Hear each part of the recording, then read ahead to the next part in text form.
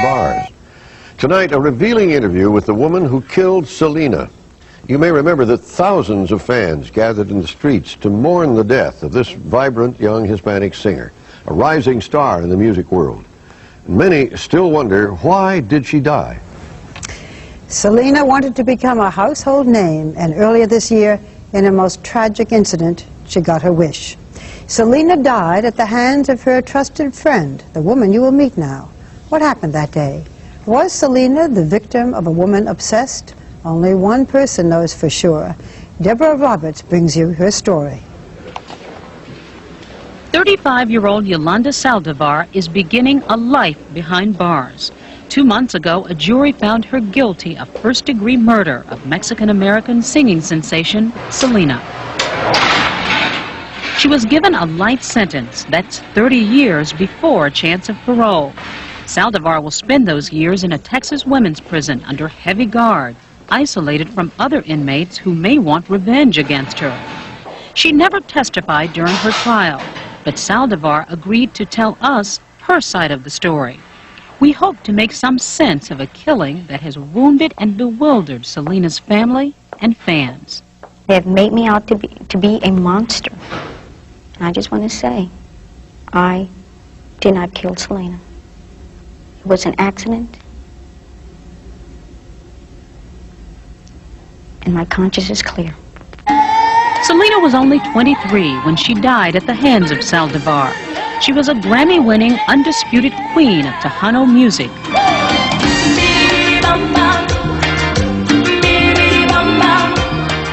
A lively mix of European sounds and Mexican salsa that was rapidly crossing into the mainstream because of Selena's popularity. The spirited young singer began her career as a child, performing in the family band formed by her father, himself a singer in his youth. Selena's flashy style and powerful vocals lifted her family out of poverty. In the last year of her life, she was a millionaire who was on the verge of a crossover career. And Yolanda Saldivar thought so too. She sought out Selena in 1991 in the family's hometown of Corpus Christi, offering to form a fan club. Soon, she was always at the singer's side, even quitting her nursing job to work full-time for Selena and run her new boutique business. She was like a cuddling bear, teddy bear, that she would allow you to love her. I told her that I loved her like a daughter. And she goes, you know, I give you that right. She would call me Mom on the phone. She called you Mom? Yeah, she says, hi Mom, how you doing? Selena's parents questioned whether their daughter called Saldivar Mom, but says she was close to the family until early this year. That's when Abraham Quintanilla, Selena's father and business manager, says he discovered forged checks and other evidence that Saldivar was embezzling money from both the fan club and the boutiques. In March, both he and Selena confronted Saldivar. My last words to her was that I was going to go to the police to see what we could do, you know, to charge her with something. She was stealing money. And this triggered the woman.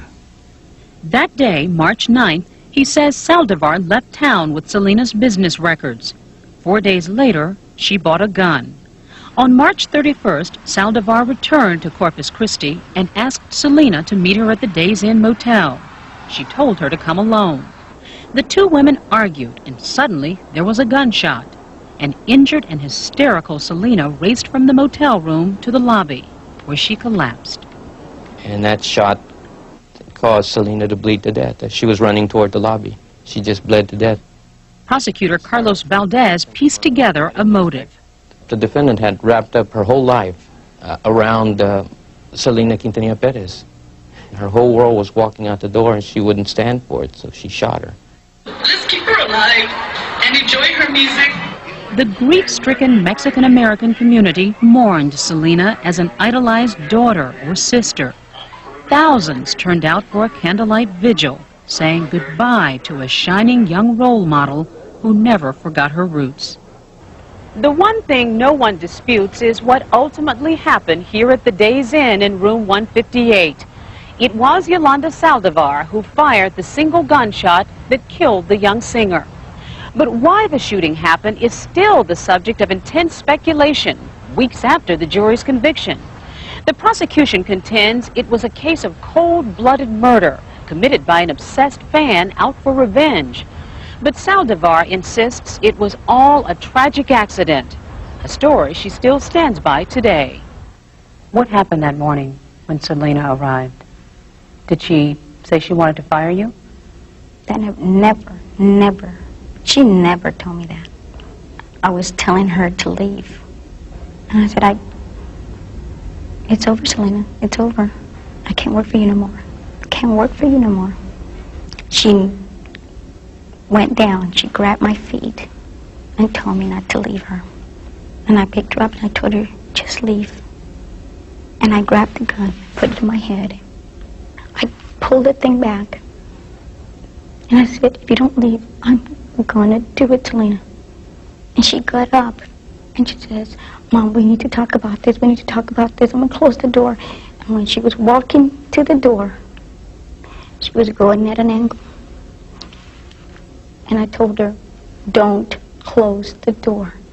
And in that instant, the gun went off. But why didn't it hit you? Because I was pointing to the door, and it just went. Did you know she was hit? No, I did not know. There was blood along the door seal. I didn't even look at the door. But there was blood all over the room. How could you not see it? The pictures that I see, they're dots. Saldivar left the blood-spattered room and headed to her car with the gun still in her hand. She said she was looking for Selena. The next 9 hours became a standoff with police. Saldivar sat in her car, gun to her head, negotiating into the night before finally giving herself up. Many people have wondered that if you were really trying to kill yourself, why didn't you commit suicide when you were in the car all those 9.5 hours?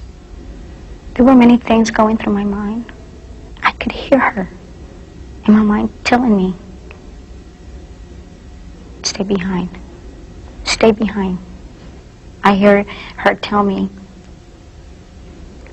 you don't commit suicide because I'll never see you in heaven.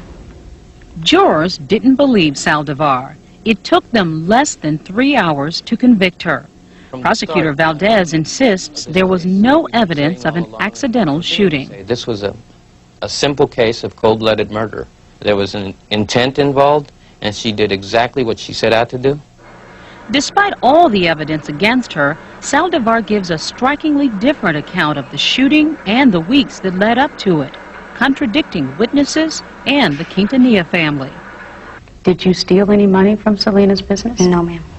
Not ever. Can you tell me if you were angry, frustrated? No, I was never angry. I was never frustrated.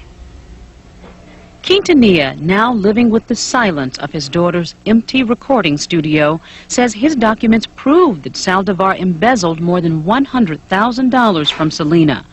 He also says he was increasingly bothered by Saldivar's possessiveness toward his daughter. And I did start noticing an obsession with Selena. In my opinion, she was living a life through Selena. Here you have a person that's nowhere in life. Right before she killed Selena, I found out that she was stalking Selena by phone. There were allegations that you were in love with her. And that's not true either. And if people think that Selena and I had a lesbian relationship, you're not a fan of Selena. Why did you decide you needed a gun? It was after threats had been made against my life. Who threatened you? Her father.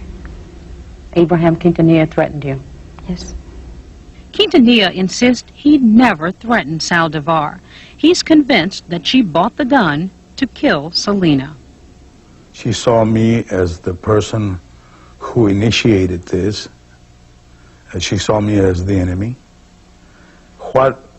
How much more could she hurt us than killing Selena?